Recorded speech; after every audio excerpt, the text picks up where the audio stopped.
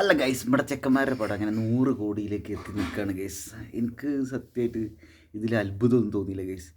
2 ദിവസം കൊണ്ട് 6 കോടി, 6 കോടിയോ 7 കോടിയോ, ഫസ്റ്റ് ദിവസം 6 കോടി, ഫസ്റ്റ് ദിവസം തന്നെ 6 കോടി കളക്ഷൻ നേടിയിട്ടുള്ള, അത് ബുക്കിംഗ് പ്രീ ബുക്കിംഗ് ടൈമിൽ തന്നെ 6 കോടി കളക്ഷൻ നേടിയുള്ള പടമായിരുന്നു വാഴ 2. അതിനുശേഷം 2 ദിവസം കഴിഞ്ഞപ്പോഴേക്ക് 25 കോടി എന്നുള്ള ലെവലിലേക്ക് എത്തി. പിന്നെ ഒരു 4-5 ദിവസമായപ്പോഴേക്ക് 100 കോടി. എനിക്ക് തോന്നുന്നത് ഒരു 250 കോടിയിലേക്കൊക്കെ എത്താനുള്ള മുതൽ ഈ സാധനമുണ്ട്. വാഴ 2 എന്തുകൊണ്ടായിരിക്കും ഇത്രയും പെട്ടെന്ന് ഇത്രയും കളക്ഷൻ നേടിയിട്ടുണ്ടായിരിക്കുക എന്നുള്ള കുറച്ച് കാര്യങ്ങളാണ് കേസ് ഇവിടെ പറയുന്നത്. വാഴ 2നെ കുറ്റം പറയുന്ന രീതിയിലല്ല, നല്ലൊരു ഏകദേശം ഒരു സംഭവം എന്താ വെച്ചാൽ, വാഴ 2 നല്ല പടമാണ്. എനിക്ക് പൊതുവേ തിയേറ്ററിൽ പോയിട്ട് അങ്ങനെ പടം കാണാൻ അങ്ങനെ തോന്നലൊന്നുമില്ല. അങ്ങനെ കാണാൻ തോന്നുന്ന പടങ്ങൾ വളരെ ആസ്വദിച്ചിട്ട് തന്നെ ഞാൻ കാണുകയും ചെയ്യും. പൊതുവെ എന്താ വെച്ചാൽ പടം ഇറങ്ങുന്ന ടൈമിലൊന്നും ഞാനങ്ങനെ തിയേറ്ററിൽ പോയിട്ട് പടം കാണുന്ന ഒരാളല്ല. അതായത് ആ സിനിമയെ കുറിച്ചുള്ള റിവ്യൂസൊക്കെ കണ്ടതിന് ശേഷമാണ് എനിക്ക് ഓക്കെ തോന്നിയുള്ള ഒരു സാധനം മാത്രമാണ് കാണുള്ളൂ. ചില ആളുകൾ റിയാക്ഷൻ വീഡിയോസ് ചെയ്യുന്ന സമയത്ത്, മൂവി റിവ്യൂ ഒക്കെ ചെയ്യുന്ന സമയത്ത് ഇവരെന്താ വെച്ചാൽ ഭയങ്കരമായിട്ട് ഹൈപ്പ് കൊടുത്തിട്ട് ഈ പടം കിടുക്കച്ച് പടാണെന്നൊക്കെ പറയും. കോക്കിനെ പോലുള്ള ആളുകൾ ചില സമയത്ത് ഇത് പൊട്ടപ്പടാണെന്ന് പറഞ്ഞിട്ട് അങ്ങനെയും പറയും. എനിക്ക് ഈ പൊട്ടപ്പടം അല്ലെങ്കിൽ നല്ല പടം എന്നുള്ള ഇതിനപ്പുറത്തേക്ക് ഒരു സിനിമയായിട്ട് കാണുക, ആ ഒരു രീതിയിൽ കാണാനാണ് കേസ് ആഗ്രഹം. പിന്നെ എന്താ വെച്ചാൽ ആ പടം മൊത്തത്തിലുണ്ടാക്കുന്ന ഒരു വൈബ് ഉണ്ടല്ലോ, ഇത് എന്തൊക്കെയാണ് അങ്ങനെ കുറച്ച് സാധനങ്ങളൊക്കെ നോക്കിയിട്ടാണ് എനിക്കത് കാണണം എന്നുള്ളൊരു ഫീൽ ഉണ്ടാവില്ല കേസ്. അങ്ങനെ ഒരു ഫീൽ ഉണ്ടായാൽ മാത്രമാണ് ഞാൻ ആ സാധനം ചെയ്യലുള്ളൂ. ഇപ്പോൾ വാഴ 2ൻ്റെ ഒരു അവസ്ഥ എന്ന് വെച്ചിട്ടുണ്ടെങ്കിൽ എനിക്ക് തോന്നിയിട്ടുള്ളത്, പ്രത്യേകിച്ച് ആ സമയത്ത് വേറെ നല്ല സിനിമകളൊന്നുമില്ല ഇവർക്ക് ഇങ്ങനെ കോമ്പീറ്റ് ചെയ്യാനുള്ളൊരു സാധനം. നല്ല സിനിമകൾ പറഞ്ഞാൽ അങ്ങനെയല്ല പറഞ്ഞത്, നമുക്ക് എടുത്തു പറയാനുള്ളൊരു സാധനം. ലാലേട്ടൻ്റെ പടം എനിക്ക് ഇറങ്ങി എന്നൊക്കെ ഞാൻ സത്യം പറഞ്ഞിട്ടുണ്ടെങ്കിൽ ആ ഒരു പടത്തിൻ്റെ പേര് അടക്കം മറന്നു കേസ്. എന്തായിരുന്നു ലാലേട്ടൻ്റെ പടം ബോശാടുതല്ല പറയുന്നത്, ലാലേട്ടൻ ഇവിടെ ബുത്തുപടിയാണ്. പക്ഷേ വാഴ 2വിനോട് കോമ്പീറ്റ് ചെയ്യാനുള്ള ഒരു സാധനം ഇല്ല അല്ലേ, വേറെ ഏതോ പടം ഉള്ളത്. അപ്പോൾ ഇവിടുത്തെ ഒരു അവസ്ഥ എന്താണെന്ന് വെച്ചിട്ടുണ്ടെങ്കിൽ വാഴ 2 എന്നുള്ളത് ഒന്നാമത്തെ കാര്യം വെക്കേഷൻ സമയമാണ്, പിന്നെ വിഷു ടൈമൊക്കെയാണ്, ആ ഏപ്രിൽ എന്നുള്ള ഒരു സാധനം ഉണ്ടല്ലോ. അപ്പോൾ ആ ഒരു സമയത്ത് അതിൻ്റെ ഒരു വൈബ് ഉണ്ടായിരിക്കും. മൊത്തത്തിൽ എല്ലാവർക്കും ആസ്വദിച്ചിട്ട് സിനിമ കാണാൻ പറ്റുന്ന, പ്രത്യേകിച്ച് 2K കിഡ്സ് 90s കിഡ്സിനൊക്കെ കണക്ട് ചെയ്യാൻ പറ്റുന്ന ഒരു സിനിമ ഇറങ്ങിയാന്ന് പറഞ്ഞിട്ടുണ്ടെങ്കിൽ അത് ഭയങ്കരമായിരിക്കും. നമുക്ക് പ്രേമ സിനിമയുടെ കാര്യമൊക്കെ അറിയാലോ. അപ്പോൾ ഒരു സമയത്ത് ഇപ്പോൾ 1990കളിൽ ഹിറ്റായ ഒരു സാധനമാണ് മറ്റേ ഹരിഹർ നഗർ, ഹരിഹർ നഗർ. പിന്നെ 2000 ആ ഒരു ടൈമിലെത്തിയപ്പോഴൊക്കെയാണ് മറ്റേ 4 പേർ ഫോർ ദി പീപ്പിൾ പടം. പിന്നീട് വന്നത് പ്രേമം. പിന്നീട് അതേപോലെ ഹിറ്റായി കിടക്കുന്ന ഒരു സാധനമാണ് ഇവിടെ ആഷിർ ടീമിൻ്റെ വാഴ 2. സത്യം പറഞ്ഞാൽ വാഴ 1 എന്നുള്ള സിനിമ എനിക്ക് കണ്ടപ്പോൾ എനിക്കങ്ങനെ വലിയതായിട്ടൊന്നും തോന്നിയില്ല കേസ്. വാഴ 2ലേക്ക് എത്തിയപ്പോൾ ഭയങ്കര അതിലെ കാര്യങ്ങളൊക്കെ ഭയങ്കരമായിട്ട് കണക്ട് ചെയ്ത പോലെ തോന്നി. അപ്പോൾ തിയേറ്ററിൽ പോയപ്പോഴുള്ളൊരു അവസ്ഥ എന്ന് വെച്ചിട്ടുണ്ടെങ്കിൽ അതിൻ്റെ വേറെ സംഭവം ഉണ്ട് കേസ്, ഇപ്പോഴും ടിക്കറ്റ് കിട്ടാനില്ല. അഥവാ ടിക്കറ്റ് കിട്ടുകയാണെങ്കിൽ തന്നെ തിയേറ്ററിൻ്റെ ഫ്രണ്ടിലുള്ള റോയിലുള്ള സീറ്റുകളില്ല, അതൊക്കെയാണ് അവൈലബിൾ ആയിട്ടുള്ളത്. അപ്പോൾ അത്രയും ഹൗസ്ഫുള്ളായിട്ടാണ് പൊതുവേ, അടിപൊളിയായിട്ടാണ് ഇപ്പോൾ പടം ഇങ്ങനെ മുന്നോട്ട് പോയോണ്ടിരിക്കുന്നത്. ഇപ്പോൾ ഇവിടെ ആ സിനിമ തിയേറ്ററിൽ പോയപ്പോൾ എനിക്ക് ഉണ്ടായിട്ടുള്ളൊരു സാധനം എന്താ വെച്ചിട്ടുണ്ടെങ്കിൽ, ഒരുപാട് ഫാമിലി ടോട്ടലായിട്ട് കുട്ടികളൊക്കെ കൂട്ടിയിട്ട് വന്നിട്ട് സിനിമ കാണുന്നുണ്ട്. അവർക്കൊക്കെ ഭയങ്കരമായിട്ട് എൻജോയ്മെൻറ്റ് തരുന്ന ഒരു പടമാണ് വാഴ 2. അതുതന്നെയാണ് വാഴ 2ൻ്റെ വിജയം എന്ന് എനിക്ക് തോന്നുന്നത് കേസ്. പിന്നെ വല്ലാണ്ട് ഈ പറയുന്ന ഒരു ഡ്രമാറ്റിക് അല്ലാത്ത രീതിയിലുള്ള ഒരു സാധനമാണ് ആ സിനിമയിലുള്ള മൊത്തത്തിലുള്ള വൈബ്. ഈ നാടകീയമായ സംഗതികളും വലിയ അതുള്ള ഡയലോഗുകൾ, ഇതൊക്കെ ആളുകൾക്ക് കണ്ടും കേട്ടും മടുത്തു എന്നാണ് കേസ് എനിക്ക് തോന്നുന്നത്. അപ്പോൾ വാഴ 2 എന്ന് പറഞ്ഞാൽ പൊതുവെ നമ്മുടെ ആഷിറിൻ്റെയൊക്കെ വീഡിയോസ് നമുക്ക് അറിയാലോ, ആഷിറിൻ്റെ ടീമിൻ്റെ വീഡിയോസ് വളരെ റോ ആയിട്ടുള്ള ഒരു സാധനമാണ്. അതായത് അവർ സാധാരണ രീതിയിലുള്ള ഒരു വൈബാണ് അതിലുള്ളത്. അവരുടെ കണ്ടൻറ്റ് എന്ന് പറഞ്ഞിട്ടുണ്ടെങ്കിൽ ചില സാധനങ്ങളൊക്കെ വളരെ അബ്സേർഡായിട്ട് തോന്നുമെങ്കിൽ നമുക്കത് പെട്ടെന്ന് കണക്ട് ചെയ്യാൻ പറ്റുമോ സാധനം. അപ്പോൾ അതങ്ങനെ വളരെ റോ ആയിട്ടുള്ള, പെർഫെക്റ്റ് എന്നല്ല, ഇതിനപ്പുറത്തേക്ക് റിയൽ ആയിട്ടുള്ള ഒരു വൈബാണ് അവരുടെ വ്ളോഗുകളിൽ ഒക്കെ ഉള്ളത്. അപ്പോൾ അതിൻ്റെ ഒരു എക്സ്റ്റൻഷൻ രീതിയിലാണ് കേസ് എനിക്ക് ആഷിറിൻ്റെ ടീമിൻ്റെ വാഴ 2 എന്നുള്ള പടത്തെ എനിക്ക് ഫീൽ ചെയ്തത് എന്നാണ് പറയുന്നത്.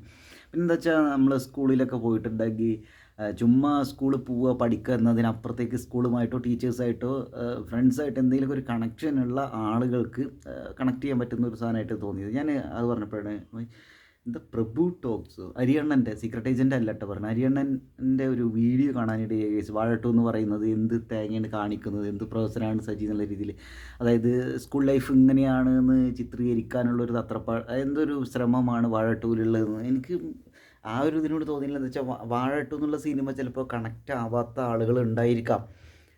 അപ്പോൾ കഞ്ചാവ് അടിച്ചിട്ടും തല്ലും പൊടി ഉണ്ടാക്കിയിട്ടൊക്കെ ഇങ്ങനെയാണ് കോപ്പി അടി ഇത് ഇങ്ങനെയൊക്കെ ആയിട്ടാണ് സ്കൂൾ ലൈഫ് എന്നൊക്കെ തോന്നുന്ന ആളുകളുണ്ടായിരിക്കും. അത് അവർ വേറൊരു യൂണിവേഴ്സ് ആയിരിക്കാം. ഇപ്പോൾ വാഴ ടൂവിൻ്റെ യൂണിവേഴ്സായിട്ട് കണക്ട് ചെയ്യുന്ന ആളുകളാണ് കൂടുതലെന്നാണ് എനിക്ക് തോന്നിയുള്ളത്. എനിക്ക് പെട്ടെന്ന് കണക്റ്റായി. അപ്പോൾ ഈ വാഴ ടൂവിനോട് കോമ്പീറ്റ് ചെയ്യാനുള്ള വേറൊരു പടം ഈ ടൈമിലില്ല. ഏപ്രിൽ ടൈമിൽ, വിഷു ടൈമിലൊക്കെയാണ് ഇറങ്ങിയത്. അതേപോലെ തന്നെ നല്ല കണ്ടൻറ്റും നല്ല രീതിയിലുള്ളൊരു പ്രസൻറ്റേഷനും നല്ല പാട്ടുകളും ആളുകൾക്ക് കണക്ട് ചെയ്യാൻ പറ്റുന്ന ഒരു വൈബ് എല്ലാം കൂടി ചേർന്നുകൊണ്ടാണ് വാഴ ടു ഇങ്ങനെ ഒരു വമ്പ ഹിറ്റിലേക്ക് എത്തുന്നതെന്നാണ് ഗൈസ് എനിക്ക് തോന്നുന്നത്. എന്തായാലും എൻ്റെ ഒരു പ്രതീക്ഷ എന്താണെന്ന് വെച്ചാൽ അതൊരു 250 കോടി 200-250 കോടിയിലേക്കൊക്കെ വലിയ ബുദ്ധിമുട്ടില്ലാണ്ട് എത്തിപ്പെടും എന്നാണ് ഗൈസ് എനിക്ക് തോന്നുന്നത്. അതും എനിക്ക് തോന്നുന്നത് വിഷുവിന് മുമ്പ് തന്നെ, 4-5 ദിവസം കൂടിയല്ലേ ഉള്ളൂ, വിഷുവിന് മുമ്പ് തന്നെ എത്തും എന്നാണ് എനിക്ക് തോന്നുന്നത്. എന്തായാലും ഭയങ്കര സന്തോഷം. ആഷിറിൻ്റെ ടീമിൻ്റെ വാഴ 1, ആഷിറിൻ്റെ ടീമിൻ്റെ എന്നല്ല, ആഷിറുള്ള വാഴ 1, അതുപോലെ ആഷിറിൻ്റെ ടീമിൻ്റെ വാഴ 2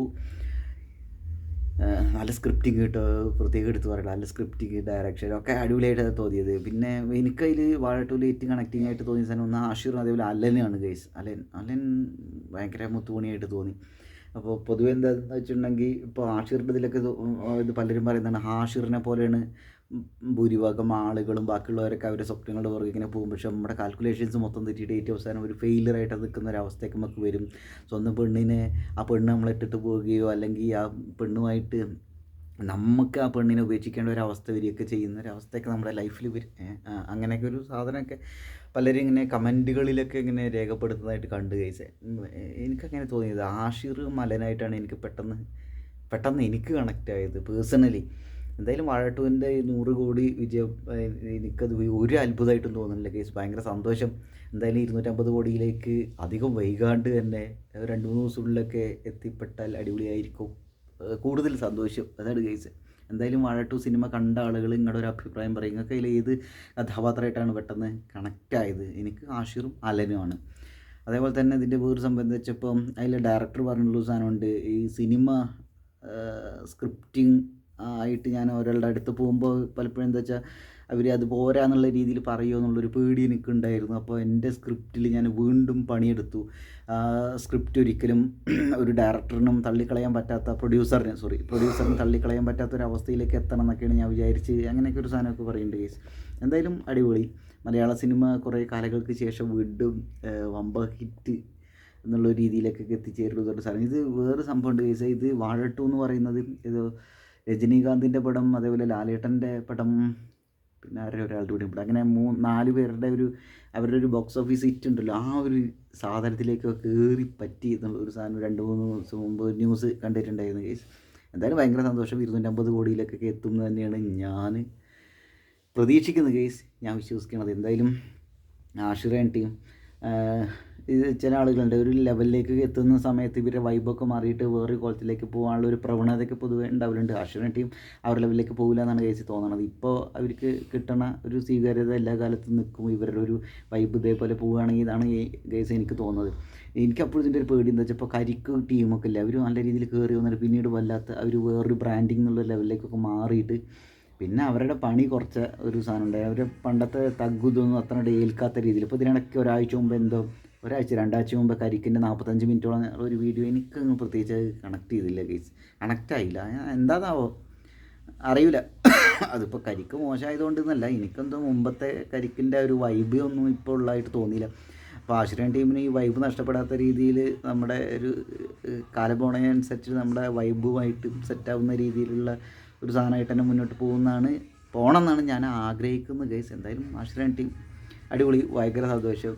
ആഷിറിൻ്റെ കൂടുതൽ സിനിമകൾക്കും ആഷിറേൻ ടീമിൻ്റെ കൂടുതൽ സിനിമകൾക്കും കൂടുതൽ വീഡിയോസിനും വേണ്ടിയിട്ട് വ്ളോഗുകൾക്കൊക്കെ വേണ്ടിയിട്ട് ഞാൻ കാത്തിരിക്കുന്നു. എന്തായാലും ഭയങ്കര സന്തോഷം ഗൈസ്. അപ്പോൾ വാഴ ടു സിനിമ കണ്ട ആളുകൾ നിങ്ങളുടെ അഭിപ്രായം ഒന്ന് രേഖപ്പെടുത്തുക. എങ്ങനെയുണ്ട് പടം? നിങ്ങൾക്ക് ഇഷ്ടപ്പെട്ടോ ഇഷ്ടപ്പെട്ടില്ലേ?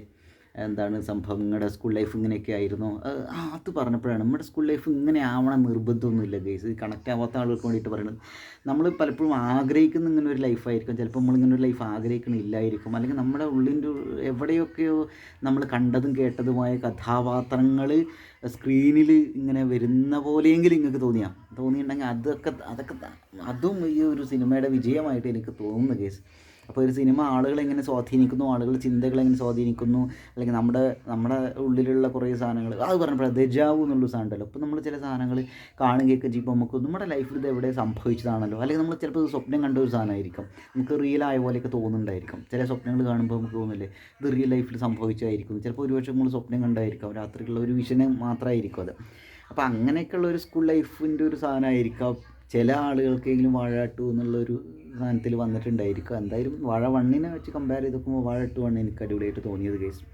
എന്തായാലും വാഴ 3 വരുന്നുണ്ടാവും എന്നാണ് എനിക്ക് തോന്നുന്നത്. ഇനിയിപ്പോൾ അത് മറ്റേത് ഒരു വർഷത്തിൻ്റെ ഗ്യാപ്പിലല്ലേ സെക്കൻഡ് പാർട്ട് വന്നത്, വാഴ 1 വാഴ 2. ഇനി വാഴ 3 അടുത്ത വർഷം ഇറങ്ങുന്നുണ്ടായിരിക്കും, ഇത് പ്രതീക്ഷിക്കുന്നതും. എന്തായാലും ഭയങ്കര സന്തോഷം. നിങ്ങൾ ആദ്യമായിട്ടാണ് ചാനൽ കാണുന്നത് ഒന്ന് സബ്സ്ക്രൈബ് ചെയ്യുക കേട്ടോ. നമ്മുടെ യൂട്യൂബ് ചാനൽ 7000 സബ്സ്ക്രൈബേഴ്സിന് മുകളിലായിട്ട് ഇങ്ങനെ പോയോണ്ടിരിക്കുന്നുണ്ട്. അപ്പോൾ നമ്മൾ കുറച്ച് കാലം ഗ്യാപ്പൊക്കെ ഇട്ടിട്ടാണ് വീണ്ടും യൂട്യൂബിൽ ഒന്ന് ആക്റ്റീവ് ആവണമെന്ന് വിചാരിച്ചുകൊണ്ടിരിക്കണത്. അപ്പോൾ എന്തായാലും ഭയങ്കര സന്തോഷം.